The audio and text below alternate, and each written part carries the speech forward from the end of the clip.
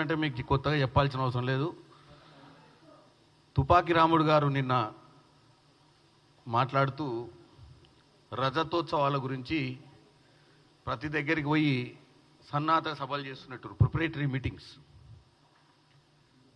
సరే, అన్నిటికీ మూలమైనటువంటి ప్రశ్న నేను వేయాలనుకుంటున్నాను ఈరోజు. ముఖ్యంగా ఇప్పుడు ఆయన యాక్టివ్ ఉండు, వాళ్ళ నాయన పిట్టల దూరం అంటే ఎట్లా రిటైర్ అయిపోయి ఫామ్ హౌస్ నుండి ఎక్కువ బయట తిరుగుతలేడు. ఓన్లీ తుపాకి రాముడు ఒక్కడే అగ్రెసివ్గా ఉండు. కాబట్టి తుపాకి రాముడికి క్వశ్చన్ అడుగుతున్నాను నేను.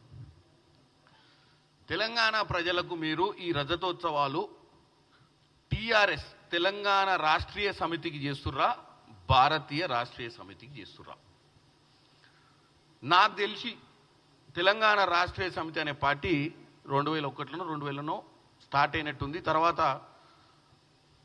దాంతోటే మీరు అధికారంలోకి వచ్చి బాగా దోసుకున్న తర్వాత మీకు భారతదేశాన్ని పేరు పెట్టి భారతదేశాన్ని కూడా దోసుకోవాలన్న ఆలోచన వచ్చి టీఆర్ఎస్ని బీఆర్ఎస్గా మార్చిన మీరు మరి 25 సంవత్సరాల మీ కార్యక్రమం రేపు జరగబోయే 27వ తారీఖు సభ బ్యాక్ డ్రాప్లో బీఆర్ఎస్ ఉంటుందా, భారతీయ రాష్ట్రీయ సమితి ఉంటుందా, తెలంగాణ రాష్ట్రీయ సమితి ఉంటుందా అని ఒక తెలంగాణ పౌరునిగా, ఒక పార్లమెంట్ సభ్యునిగా కాదు ఇది అడిగేది నేను, ఒక తెలంగాణ పౌరునిగా మీ పార్టీ స్టాండ్ ఏంది, మీ పార్టీ బ్యాక్ డ్రాప్లో ఏం పెడుతుంది, మరి తెలంగాణ ప్రజలకు ఏం సందేశం ఇద్దాం అనుకుంటారు? ఈ పార్టీ బతుకున్నట్టేనా టీఆర్ఎస్, మరి బీఆర్ఎస్ ఉన్నట్ట? కేటీఆర్ గారు జరగబోయే ప్రచారంలో మరి దానికి కూడా సమాధానం చెప్పాలి నా ప్రశ్నకు. ఇక పోతే యువరాజు, తుపాకి రాముడు చాలా ఉన్నారు, ఆయన చాలా బ్రహ్మాండమైన పేర్లు ఉన్నాయి ఆయనకు. గతంలో ఏ రోజు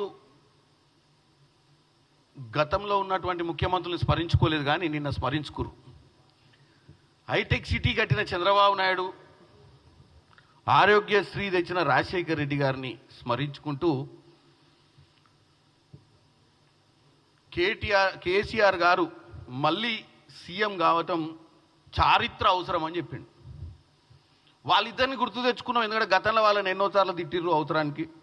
మళ్ళీ నిన్న వాళ్ళ నాయనని పొగుడుకోనికే వాళ్ళిద్దరిని బేస్ తీసుకొని, సరే ఒక ఆయన హైటెక్ సిటీ కట్టినందుకు చరిత్రలో మిగిలిపోయిండు, ఒక ఆయన ఆరోగ్యశ్రీ తెచ్చినందుకు చరిత్రలో మిగిలి, మరి మీ నాయన ఎందుకు చరిత్రలో మిగాలనో నాకు అర్థం కాదు. కాళేశ్వరం కట్టినందుక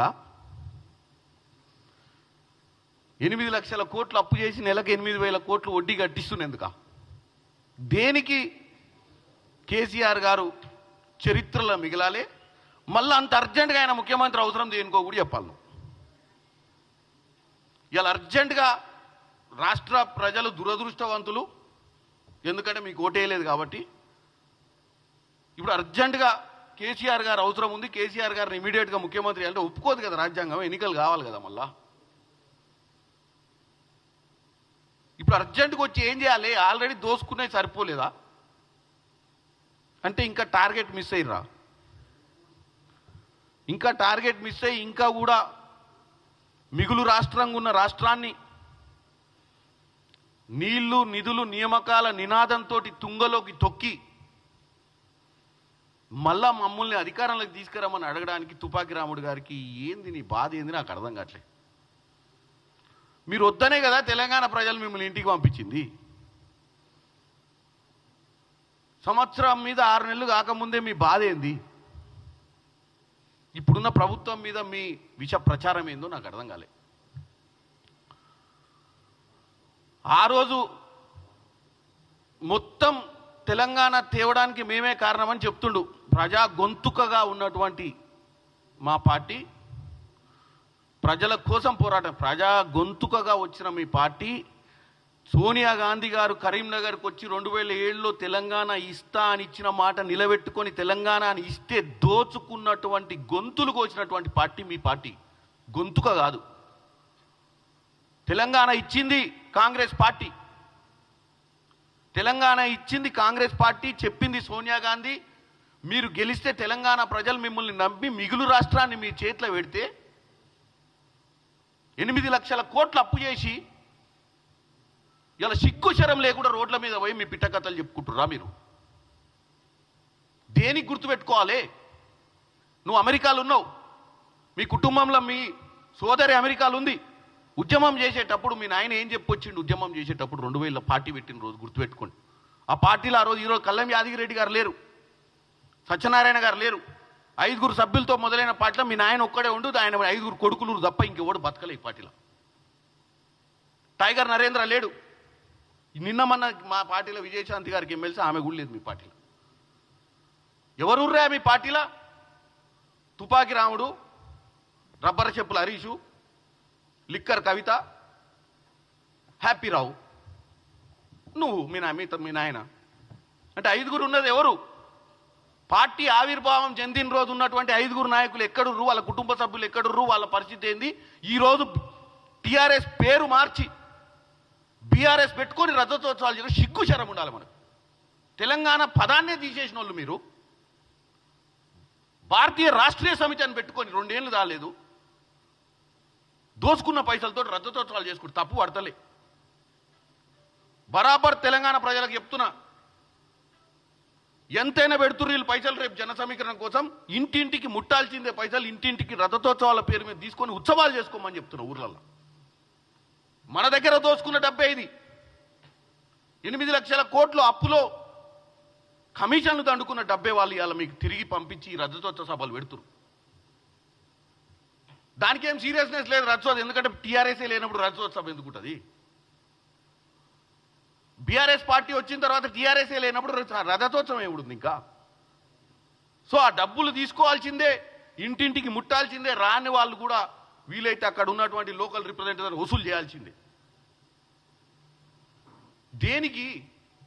మన గురించి మన చరిత్రలో మిగిలిపోవాల్సినంత గొప్ప నాయకుడు కేసీఆర్ దేనికని అడుగుతున్నా.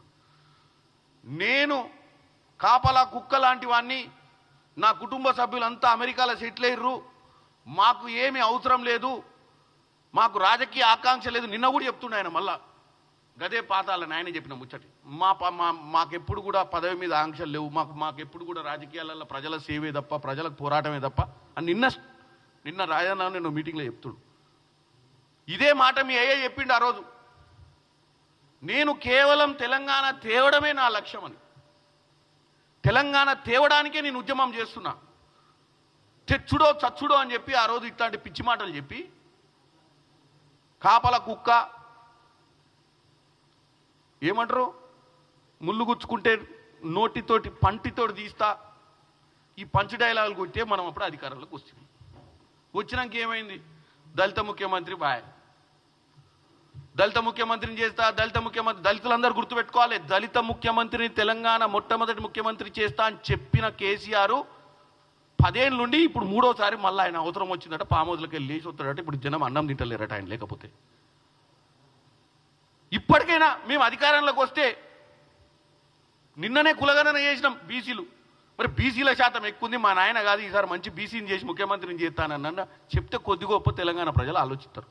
మళ్ళీ మా నాయన వస్తాడు, లేవనికనే చేత కావట్లేదు, బయటికి రానికనే తిరగనికనే ఓపిక లేదు, మళ్ళీ వచ్చి 3వసారి ముఖ్యమంత్రి కావాలని కొడుకు అడుగుతుండే అయ్య కోసం. దేనికి? ఆ రోజు నీళ్లు నిధులు నియామకాల నినాదంతో తెచ్చుకున్న తెలంగాణలో మిగులు రాష్ట్రాన్ని 8 లక్షల కోట్లు అప్పు చేసినందుక? 3 ఎకరాలకు దళితులకు ఇస్తా అని చెప్పిన భూమి ఇయ్యనందుక? కేజీ టు పీజీ ఉచిత విద్య ఇచ్చి ప్రతి ఇంట్లో ప్రతి వాడికి ఉద్యోగం వస్తుంది, చదువుకుంటాడు, నెలకు 2 లక్షల ఉద్యోగాలు ఇచ్చినందుక?